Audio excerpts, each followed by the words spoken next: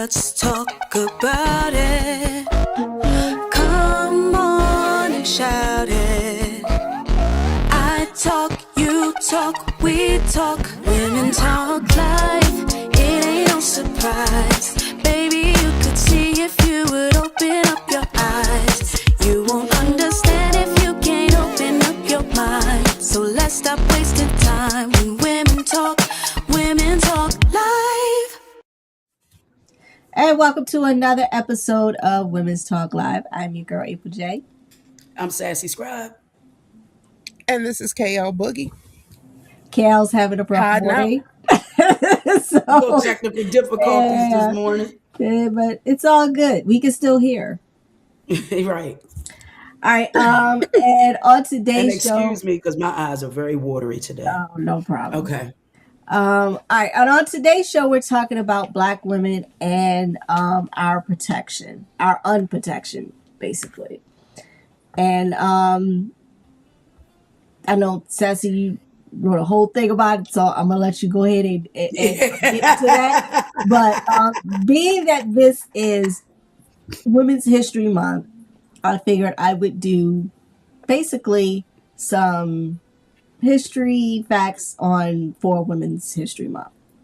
So our first history fact is in 1993, Senator Carol Moseley Brim made history not just as the first African-American woman elected to the U.S. Senate, but also by challenging one of the oldest traditions, the dress code. On an ordinary morning, she walked into the Senate floor wearing Armani pantsuit, sparking audio gas from her colleagues.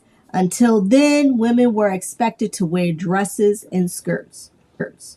Her quiet act of defiance inspired Senator Barbara Mikulski from Maryland and others to follow suit, leading the Senate to officially update its rules to allow coordinated pantsuit.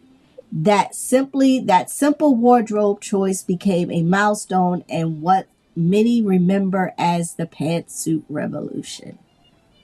Are you kidding me? In 93? 93. Women still had to wear dresses on the Senate floor. Dresses and skirts. Or skirt. Yep. But that's how it was still in corporate America. The patriarchy. Corporate America was still the same. Mm-hmm. Not only that, you also had to wear pantyhose. You couldn't go bare leg. Mm-hmm. Yep. Even when you wore a short skirt, it had to come where your fingertips hit the hem. Like, it was a whole lot of things for women, especially in the workplace. So I could only imagine what it would be like in the Senate. I remember working for a company where you couldn't even have a kick pleat. Y'all know what a kick pleat is, right?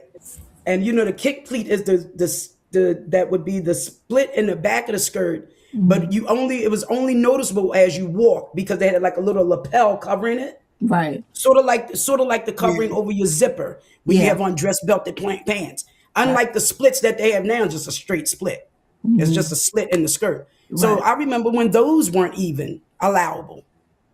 Spaghetti straps are still not allowable in most corporate America. Yeah, most of corporate America. Still a lot of things that you can't wear that are frowned upon.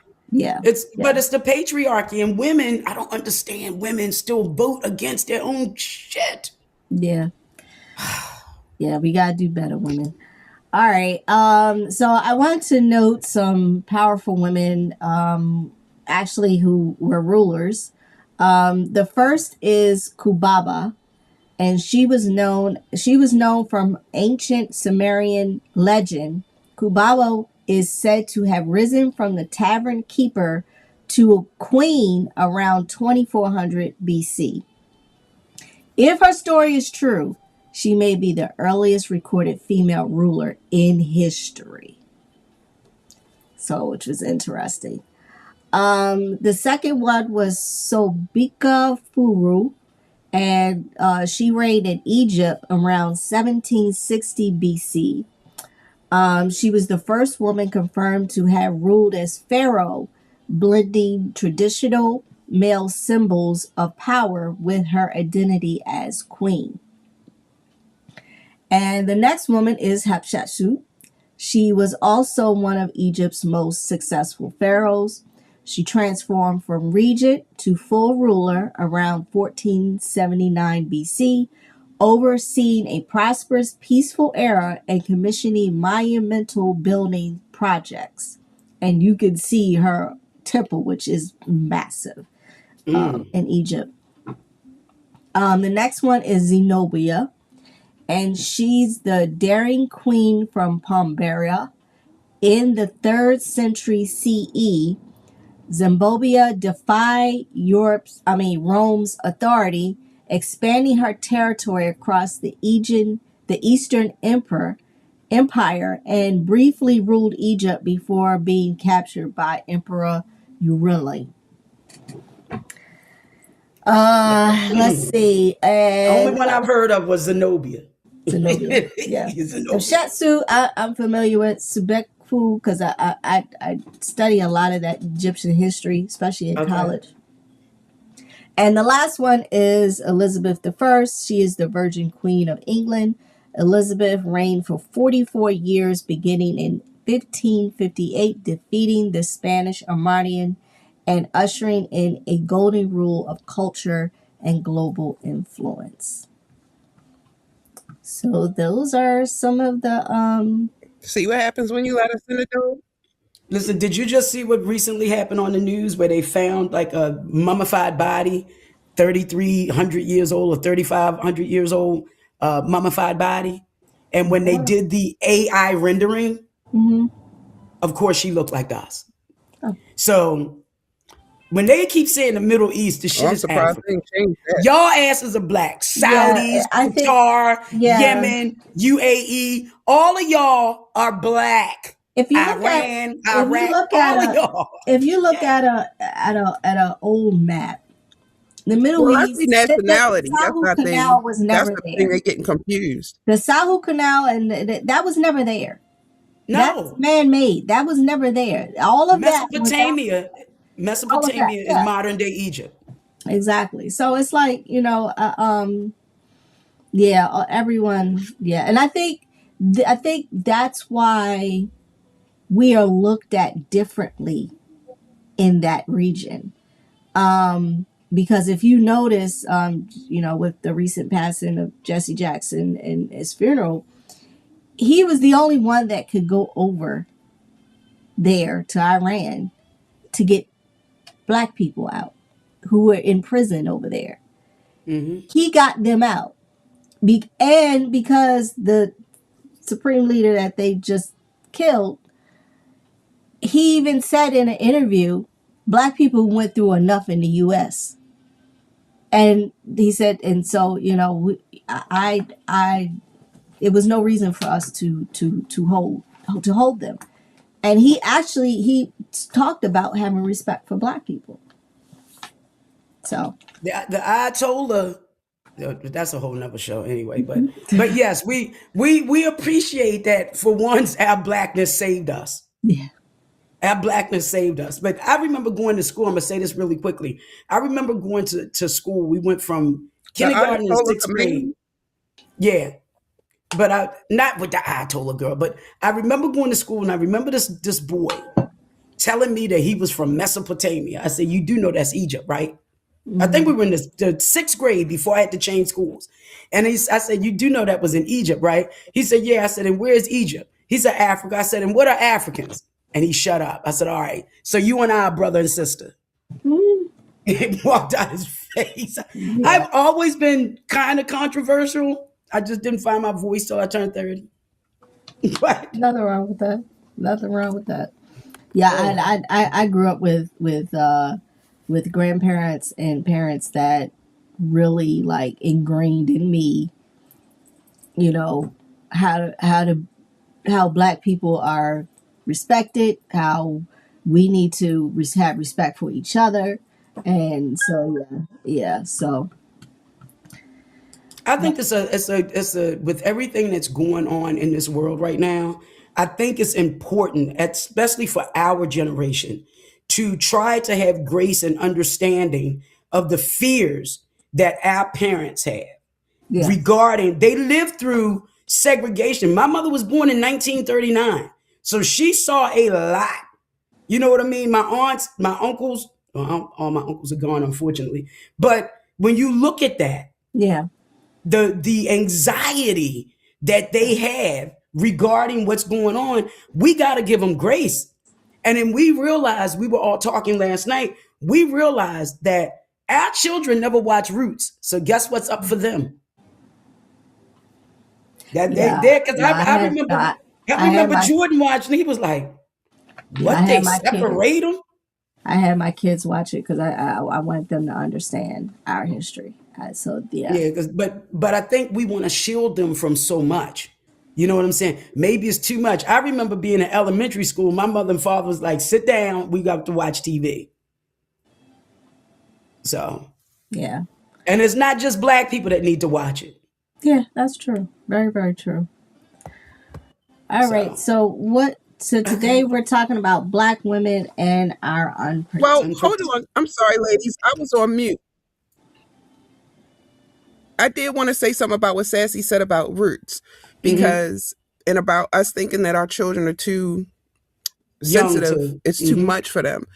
When Jewish families keep the Holocaust in front of their children on a regular, you have major box office pictures that are made about the Holocaust in any aspect. It's either a love story, a war story, a historical rendition, but they keep that story in front of the next generation consistently. And we always try to shield our kids from that, to say, okay, well, this isn't, we don't want our kids to see it. That's not where you from. But this is not a matter where you're from. It's what happened to us, how you got here. Because a lot of times you don't understand the circumstances.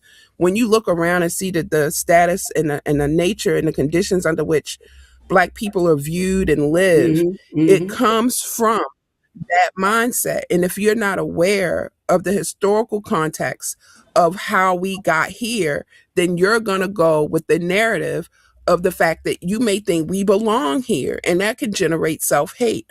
Oh, well, this is what I see on the news, and well, this is how we live, and this has nothing to do with us, and it has everything to do about what was done with us and the residual trauma that we're trying to exercise from our people about all the harsh conditions we lived in, the narratives that we've lived through. I was just talking to somebody in the cafeteria the other day about the fact that it's so hard for Black people to be connected, because every few years, even our name gets changed from color to Black to African American, Afro American. It's so many, we can't align ourselves because they keep changing the field. Right. So they keep changing the it's rules. really important to have your kids in touch with the history. Yep. It is. It really is. But okay, that's a great segue into this, since we're talking about the sensitivities. Let's talk about the unprotection of Black women. So, and I learned in researching this whole topic, I learned this, and I should have known this because we've done several shows about this topic.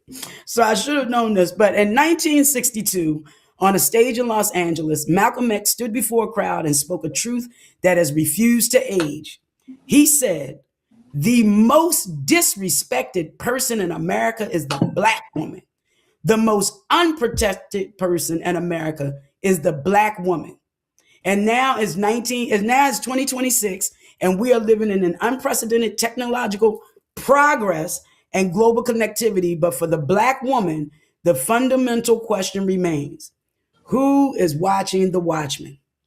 So when we talk about being unprotected, we aren't just talking about physical safety on a dark street. And although that is a very, very real part of our story, we're talking about the institutional no man's land where Black women are forced to exist. It's the no man's land of the hospital room where Black mother's pain is treated as performance rather than a medical emergency. I think we reviewed that in a show a couple of weeks ago when we talked about the health disparities. It's the no man's land of the nightly news where the disappearance of a Black girl is a footnote, okay? While others are a national crisis, but they spent 3 weeks on the news anchor's mom in the midst of ICE still being in Minnesota. It's the no man's land of the economy where Black women and this is true, are the backbone of the workforce, but the last to see the fruits of our labor. To be unprotected means that the system designed to serve the public often stop working the moment Black women walk through the door. We aren't just reciting a quote from the 60s. We're dissecting the anatomy of neglect. We're asking why. In a world that relies so heavily, I'm going to repeat that. In a world that relies so heavily on the strength of Black women, they still refuse to shield us from it. That's today's conversation. The why behind we are the most unprotected species on Earth. So, Okay. Especially since they want us to save everybody else. we can't. Everybody waiting for Black women to fix Everything.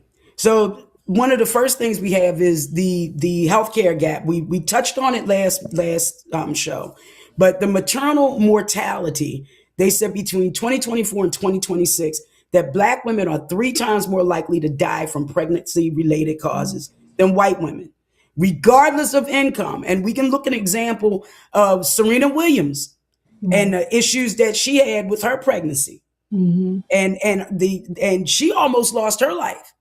And she is a gazillionaire married to a billionaire. And that health disparity still I mean, she's very well known, so it's like and she's very well known. I mean, she is a tennis phenom. She's a star, in tennis. And the fact that her Blackness did not, or should I say, her money didn't save her from the same health disparities that a woman working at McDonald's making minimum wage would go through with her pregnancy related Well, I issues. wasn't working at McDonald's, but I definitely had the experience of not being listened to and being sent home and my water having broke and me telling them, when they came and did the examination, they were like, well, your water's low. It seems to be leaking. I'm like, well, isn't that a problem? Like, because you can get contamination. Because when I found out I was pregnant, I read everything. Because I was like, I don't know what's about to happen, but I know it's a lot of shit getting ready to go down. And they told me, oh, no, go home, go home. And I went to my mom's house. And for some reason, I really don't check my voice messages, but something said, check your voice messages. And I got a voice message that said, we need you to come back to the hospital immediately because of what another doctor wound up seeing on the sonogram. And when I called my husband, he was upstairs. We went to the hospital. He was mad as hell. He was like, you told them and we should have stayed. And I'm like, nobody listened to you. And you don't want to be irate. You don't want to be, the angry Black woman, as you will discuss, later what that means. But, still being in that position where you're vulnerable and you don't want to make too big a scene because you need these people to actually help you. And you don't want to offend them. But then you're put in this position where you could lose your life or the life of your child. And so, it happens on a regular. And it's so, how can I put this? It's so lackadaisical the way in which they do it. Like your opinion really doesn't matter. Oh, I heard you. It's okay. Like it's just brushed off. Whereas, even from pain meds, our pain isn't the same. They think we can tolerate more pain, so on and so forth. So from a medical standpoint, it's very much still 1930, 1920. 26. So yeah. Now I know when I mean, just speaking of pregnancy, even with both of my pregnancies, I was fortunate to have a doctor that actually listened to his patients. He was a Black doctor, and I had issues with both of my pregnancy, but I think my second daughter had more issues, and he actually took the extra step to make sure that I was, in a position where, I wasn't, he said, and he was the first to tell me that, unfortunately, women who are pregnant are really not really listened to. He was like, so if something is wrong and you feel like something is not right, he said, you're better to know your body than any doctor. He said, so if something is wrong, maybe 9 times out of 10, something is wrong. Then is wrong. So, you know, and I was fortunate to have a doctor like that who actually understood what was going on in society and actually did listen, because majority of his patients were Black women. And they went to him because, you know, he was one of those doctors who actually listened and took the necessary steps. Now, granted, he disappeared one day, and to this day, I don't know what happened to him. But, you know, he was one of the doctors that told me that. But what you ladies both just discussed is the medical misogynoir. And that's just the misogyny towards Black women.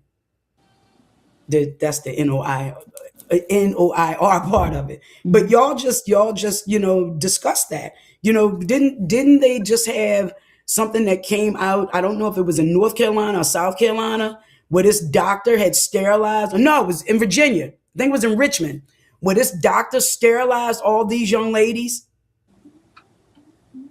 I might have to find it, and maybe we can drop the link and they can read about it. But something recently happened. I was reading as I was researching this topic that a doctor in Virginia was sterilizing all of his patients, all of his Black patients. He was sterilizing the women without their knowledge. Wow. So now, and I think he was connected to either Dominion or one of those universities in Virginia. I don't want to really say the wrong one. But it was connected to one of those, and I think it's Virginia. But it's not surprising, because we suffer from, when we talk about it, we are more likely to have fibroids, but less likely to receive the invasive treatments for early intervention. My girlfriend was telling me yesterday, she has a fibroid. She has to have a hysterectomy. And it's the size of her uterus. So it's basically 2 uteruses sitting inside of her. That's how big her fibroid is. But endometriosis, I suffered from endometriosis from the minute I got my cycle. And then I remember talking to a doctor from Washington Hospital when I first started doing, blog talk radio and stuff. And he said, what people don't understand is endometriosis is like pieces of your menstrual cycle that doesn't completely leave your body, and it attaches to different organs. And he said it can travel up to your brain. It can be, in your breast tissue. It could be on any organ within your body, which I found fascinating. So I'm just thinking that it's being expelled through the vaginal canal, and it's not. Yeah. We also suffer from, how many of us know people with lupus, that Black women, it disproportionately affects us. Yeah. You look at Toni Braxton, she suffers from that. Right. So, and I remember for the diagnosis or treatment for Black women for any of our diseases that we predominantly have. Right. The medical research doesn't go to our disease. And with this new administration and all of the cuts to Medicare and Medicaid, and then they expired the Affordable Care Act, those tax credits, that's going to impact Black maternal health access. So they don't look at it like that. Well, that's interesting because you don't hear anything more about that. No, you don't. They let these credits expire. People's insurance is going through the roof. Who can't afford it? And it's like, okay, so you're talking about you want to replace it. There's no talk about what you're replacing it with. 10 fucking years. And I'm sitting there thinking to myself, okay, so it's nothing.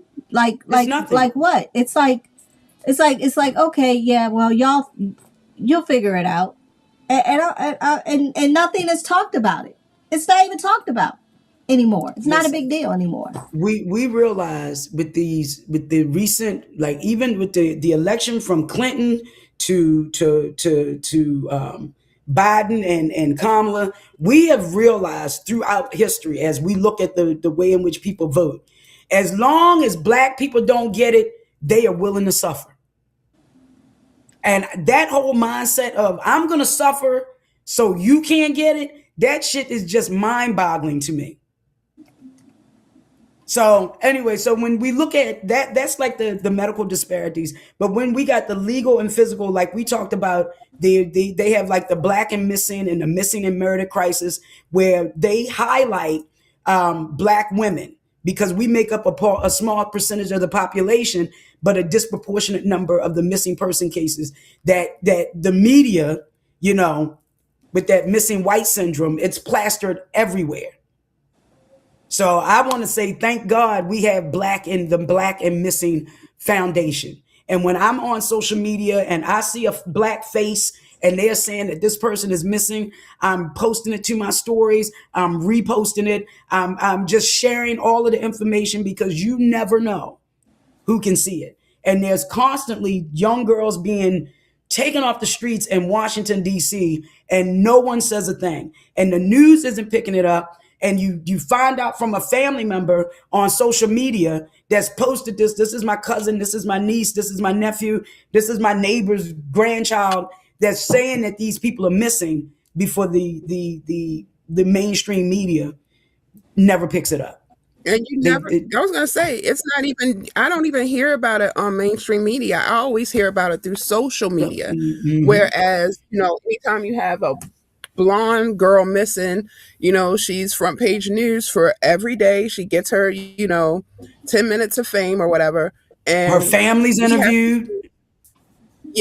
We have to use grassroots activism to really find what happens to our kids. And now, and I hate to say it like this, but there were people before being taken off the street for organs when they were riding around, taking people for organs. We've always been disposable. We've mm-hmm. always been a form of resource for them, where anything that it's really, you have to look at it. If you look at it, I want to say critically and analytically, just take the emotion out of it. You really see how systematically we are viewed and treated by America, just in terms of the things that they're doing to our bodies, the things that they're doing to our reputations, the things that they're doing to the children. And, all of those things really go to show the vulnerability and really the dangerous situation in which Black women exist in America. It is really dangerous to be a woman of color in America because mm-hmm. you're so underprotected, because you're mm-hmm. so scrutinized, because you're so held to the standard, yet viewed as if that standard's unachievable. And yet we're the highest educated population in the country. You will never find anybody smarter than a Black woman. Nope. Very few and rare. If you put them in a room of 100 other people, they're the cream of the crop in anything that they stand in. And so that alone, I think, is really threatening to people who really aren't. To mediocre people. Thank you for the word I was missing. Yes, to people who aren't on that level. Yeah, I really do. I think that the power of Black women, first of all, I think women overall are powerful in and of themselves. But then mm-hmm. to be a Black woman, I think that melanin activates something that's like a superpower. And I think that is fear because it's known, it's just not told. All the research and stuff that's been done with our bodies, with Black bodies, and, all the benchmarks that have been raised in terms of how Black women have assailed and, to places of power or develop their own niche to be, excellent. The first billionaire, and I should know her because I can't not think of her name. I'm thinking of Carolyn Moseley Braun because that's what she talked about earlier. But Madam C.J. Walker. Madam C.J. Walker, yeah. Yeah. Creating, and if you listen to her story and what she did in terms of creating a school and doing all those things, of course you fear us.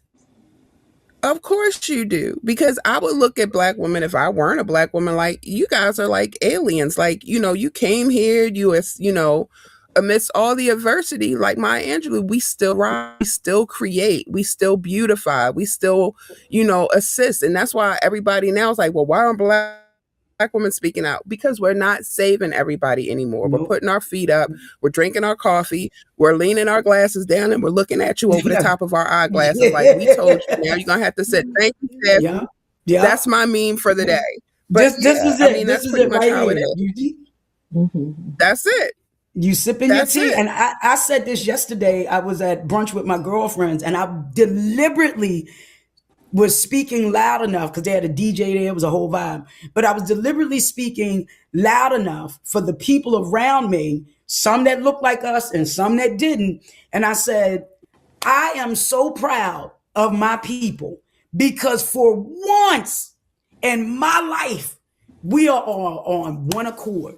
Sit the fuck back, put your feet up, and relax or do what we doing now, brunching and lunching and enjoying each other. For once, we have listened, y'all, as a community, as a nationwide community. We are all listening to the ancestors that said, be still. And Because I even the changes absolutely that we love it. fight for don't affect us. It We get doesn't. change made and then we don't get a part of it. So it's Yeah, like yeah. we set the table, we make the dinner, we serve the food, and then we got to go sit in the kitchen. We can't even And get partake the of the meal that scraps. we've created on the table, sit at the table that we made. We can't do any of those things. So, We yep, get the all right. scraps. What's for dinner? I don't know. We're going to see. We gonna see. I'm not So cooking yeah. tonight. How about that? So I'm gonna say it and wrap it up with this: that Black women are often unprotected from the state and unprotected by the state. And that makes us hesitant to call for help due to escalated police violence. So you got to think about all of the things that we have to go through. And this is why we say we choose the bear, because you never know what's going to Yep. happen when it comes to Black women. And the way in which we have to navigate through the world with the spaces, with the code switching at work. You got to talk one way to your church folk. You got to talk another way to some family members. You got to talk to your children's teachers in a certain way. There's so much code switching that we do that the realness of Black women. And let me tell y'all something. These reality shows that you see with Black women, that's bullshit. That's bullshit. Thank you. Thank They're you. putting on a facade for television because the real words that come out, did this bitch just look at me and say? Those are the words they can't say on TV because Blackness is too fucking real for regular TV. And it would scare the living shit out of the Bible Belt and or mainstream America. And we know what that means. So y'all don't want the full heat of Black women. You want our bodies to be the shield for all of this, but you don't want the full heat. Yep. You want our nurture. You want our soft, loving nature because we raised your kids. You know the power of if you could give your child to somebody to be raised, then all the negative things that you've said about that person could not possibly be true. When white women set aside the responsibility of parenting their children and raising their children and gave that to Black women, that alone should show you, even when those kids grew up, they talk about the love that they felt from their Black Nanny. caretakers over the, well, yeah, over the, well, I don't even want to say nannies because that They call them the mammies. treatment and things, Mammies. They're yeah, Black the mammies. treatment and things of that nature. Like, even from then, for a woman to be able to show love to the child of somebody who oppresses or brutalizes or marginalizes them shows the compassion and the humanity that abounds in Black women. And it's so hard to necessarily get away from because they don't treat our kids the same manner in which we treat kids. I remember years and years ago when they were gentrifying Brooklyn, we were saying that, you know, white people can come in a Black neighborhood and nobody do anything to them. But a Black person go into a white neighborhood and there's no guarantee that they'll get out, like Ahmaud Arbery. Or, you know, I remember going to visit my husband in a site he was working at in Brooklyn. And I had pulled up, it was like a cul-de-sac, but I pulled up in front of a house and got out to just run him his luncheon. And this old white guy, Italian guy, stuck his head out and was like, move your fucking car and you Black such and such, like just went off. And yo, my husband heard him and that was all she wrote. it was almost a national incident. The guy's son came out. He was like, "You gonna fight an old man?" He was like, "He older." He wasn't disrespecting them white girls that came and parked. He was like, "Hey, it's okay, it's okay." He was like, "But my wife come to bring me lunch, and you're gonna disrespect her?" He was like, "I'll whip his ass." And his son went to my husband's boss, and he was like, "You gonna let him talk like that?" And I never forget, his name was Mersh. Mersh said he'll whip my ass too over his wife. He was like, he's wrong. And he's wrong. But it's okay. You feel it's okay to be disrespectful to me. You don't know me. You don't know what I'm here to do. But you just saw the color of my skin when I got out of a car. And all of a sudden, the niceties and the platitudes and the nice things that you said to them white girls no longer apply to this black girl who was getting out of the car. When we all the same thing. We both women. We both were driving. The only thing that distanced us from each other was the color of my skin versus the color of theirs. And I got all that hostility because of the color of my skin, not because I had done anything, but because of how I present it. And therein lies the danger for being a black woman, because we never know when we're in an environment that's going to become hostile and we have no protection. Imagine if I were door dashing and I didn't have my husband there to stand up for me. And then I'm just out there. You really think people are going to come to my defense in that neighborhood? No, I don't. You know, it's interesting because because even I remember, you know, even with my mom and my grandparents when growing up, where there were a lot of things that they had to take, and they couldn't say anything. They had to deal with that. But I look fast forwarding to the day when I'm looking on social media, this new generation of people, black people in particular, just case in point, I saw an older white guy, this black guy, he was sitting at a bar minding his business, and this white guy just came up to him and was taunting him, older white guy, and he kept saying, "Man, listen, I'm gonna need you to just go ahead and move on. I'm not bothering you. You go ahead and move on. I'm not he said, I'm trying to tell you." That's the warning. And he kept saying it. He was just like, "Listen, sir, this is the last time I'm going to say you need to back up off me." And he kept on and just started counting and said, "So what are you going to do?" And he turned around and hit that man straight in his face, and he flew right across the floor. So I say all that to say is that this generation is not like our parents' generations growing up, where they had no choice but to take what was being said to them. This generation is not doing it. This generation is putting folks on the floor, and they don't care if you are old white person or a young white person. I saw one black lady where this white woman actually spit on her, and she knocked that woman straight out. And she said, and it's just like, she's like, I told your white ass to leave me the fuck alone. She said, and you didn't want to listen. She was just like, and then the white lady, she said on the floor, "You didn't have to hit me. Why did you hit me? I wasn't." She was just like, "Really? You spit on me." She said, "You lucky. You ain't, they ain't carrying you out of here." And you know, but it's just black or white. You spit on me, you gonna get fucking juke slapped. I don't give a shit. It's just that these days and times, it's not as before. Like you are having now, where these young black people are fighting back, and they're not. They told you to leave them the fuck alone, and they give you a warning. They tell you, but some of them, that was his warning. Yeah, he told them twice. Right, but some of them are not. They're not taking what you're dishing out, and they're not like the ones before, where they didn't have a choice. They couldn't say anything.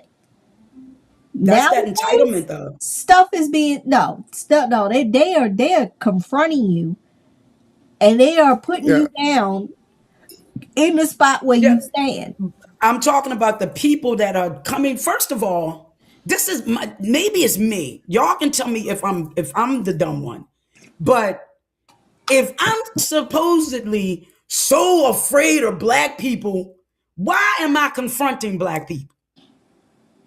Because I don't understand that mindset. Because all Trump, the time. Trump Because you know that in the cops show up, no, because it's not Trump going to gave be them. you It's that not. they go after. It's not. But it's not that Trump gave them It's not even just Trump. But he gave them. But the thing why I He gave say them that is that he gave them the ability cojones to voice it. Yeah, because before. Oh no! I think that no. I think he exacerbated it. But do you guys remember when those kids were fighting in the mall?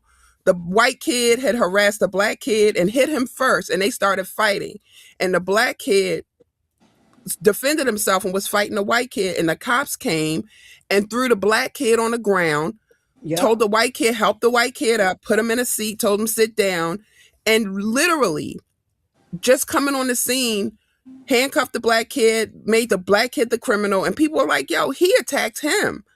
But that whole concept still of you not being able to defend yourself, they get so much from they know they can start shit, the police will come, and then they'll cry wolf, like those white women in the park that want to go and harass people, and then she wants to call the police and fake crying on the phone. Oh, he's threatening me, or oh, there's white tears create black bloodshed.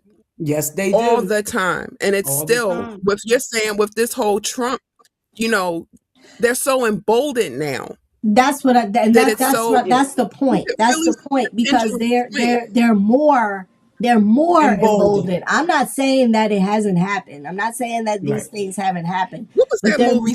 Emboldened. Where she went back in time. That's what I feel like I'm witnessing. What Sankofa, isn't that the movie with him? Sankofa, Sankofa.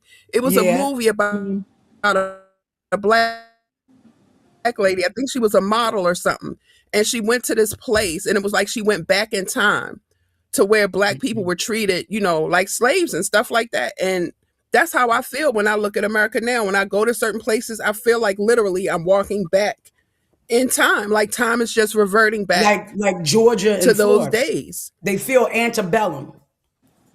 To me, yes, I've been to Florida twice. I have no plans to ever go back. It felt very antebellum to me. So everybody talking about, I'm going to this place, I'm going to that place. Florida can't get my money. I'm at the level of, not at all.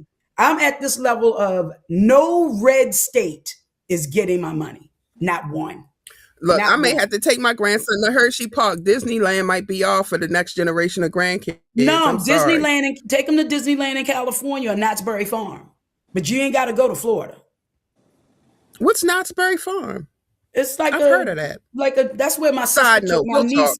She took my nieces. Yeah, she took my nieces there when they were young. But it's just like April said, he's made them emboldened, and they're running across this generation of fuck around and find out. Like, I done took and told your ass to leave me alone, right? And I gotta lay. And let's be very clear: Black people are not a violent people. Yeah, we are not. No, we're very peaceful, loving people. But you find out when we tell you to leave us alone. There's only so much disrespect that we're going to take. Man, woman, child, or beast, we don't care. Once you take us to that level, it's a wrap. It's done. It's a wrap. All right. Yes. So that's because I think the ancestors speak to our spirits about what we went through, so we not going through it no more. I think that people are like, if we don't say nothing, like when they went to Africa and they were nice to them and they let them come in and they did all those things. So now Black people like, no, we not doing that. If I give you an inch, you'll take a mile. So nope, that's all right. We gonna stop this shit right here. Right here. Yeah. All right. So good conversation. So let's get in our last week's poll. Says on a scale of 1 to 5, how well do you understand your credit? This is last week when we talked about credit. So so roughly 29.9% understand credit, which is a little scary. That's a little scary. Wow. A little scary. 29.9. Yeah. And then 37% had no idea. So that's nearly half. It's hard to manage money you don't have. As Yeah, far as to but manage money that really you do have with everything going through the roof, I mean, yeah, people but are robbing they people just to said pay housing Paul. costs are 50%. yeah, but I Housing mean, costs have risen to 50% of what in your the income is. in the same sense, I think we're not teaching the next generation Yeah, that's money, true. to That's true. understand money, to understand credit. And I think if there And was how they work more in and how tandem with it each other. works, yeah. I mean, our parents, I know my parents, my grandparents, all they knew was the work, to support the family, to pay the bills. Like that's what they knew. So that's Get a what they good taught. government job. Yeah, that's what they taught us. And like Yep. a lot of stuff that I know now, I didn't learn really. I mean, God bless her heart. My mom didn't teach me that. I had to learn that on my own. I had to talk to other people, credit professionals or whatever, to really understand what credit was. And then I had to sit my kids down and teach them about it because I didn't want them walking blindly like I did. So Right. I think education is the one that is hindering all generations. Actually, it should be mandatory in schools It on should how be. money works. Exactly. If it Exactly. from middle school to high school, because I remember when I was in high school, we used to have home economics, and part of home economics was teaching you how to write a check, how to balance your checkbook. These kids don't know any of that nowadays Right. because everything is so digitized. I'll just Exactly. download this app and Right. it'll do all of this for me when you're Exactly. still not understanding The how to balance your dynamics. check. Yeah, yeah, it is. It's sad. It's sad. You know, Um, it's sad when you got to look up YouTube to know how to cut an onion because home ec is not in schools anymore. yeah. These electives, and I think it was called like life building skills, where Mhm. you literally had for that one class, it was about giving you a budget and you had to live within it. And every day when you went into that class, there was a different budgetary item that they threw at you that was like a surprise item, like your refrigerator went up or your car broke down, and how you could do that. So I failed it. I ain't gonna lie. So I got C. Well, I got back in C civics, because they I took was shopping civics at out, and look Macy's. what happened. What happened with civics? Now people don't Yeah. understand government and elections. They took Yep. civics out, They took and you civics can no out. longer understand how to operate within the Yeah, government. yeah. And It's all true. of that is So, mandatory. They giving them this stupid community service stuff, which they can take up just by going to church and singing on the choir, to be Yeah, honest. yeah. So I think I home think it civic, should be utilized other ways. it Yeah, should. It really should. yeah. It really should. So All right. So this week's poll is how you ever how I mean I should have have you ever? have you ever felt, now I'm gonna have to change that. Have you ever felt unprotected either personally or professionally? So let us know. The answer is I yes. love you, Lee. All right. All right. I So We really love you do. too, Kate. yeah. The perspective is always so dynamic. Just all three are so different, and yet some experiences are the same, but the viewpoints and the resources that we've utilized are all different. It's just a blessing. It Yeah. is. It So Absolutely. really yeah, is. okay. Absolutely. All right. So my final thought for today. There are times when I have to sit back and tell myself it's just not worth the jail time. That is true. That is true. Oh yeah. That's it. The same part. Yes, exactly. Yes. Exactly. I say I'm that not in built for traffic a jail lot. anyway, so. Yeah, you have to. You I'm definitely not have built to. for jail. I know I'm not built for jail. Yeah, I know I'm not. That's why I have to. That's why I have to. No, Yeah, not at I all. have to. I have to remind myself. Just Okay. stay home. No, just keep moving. Keep moving. All right, y'all. This is Women's Talk Live with your girl April J. I'm your girl, SassyScribe. And this is KL Boogie. All right, y'all. We'll see y'all next week. Women talk, women talk.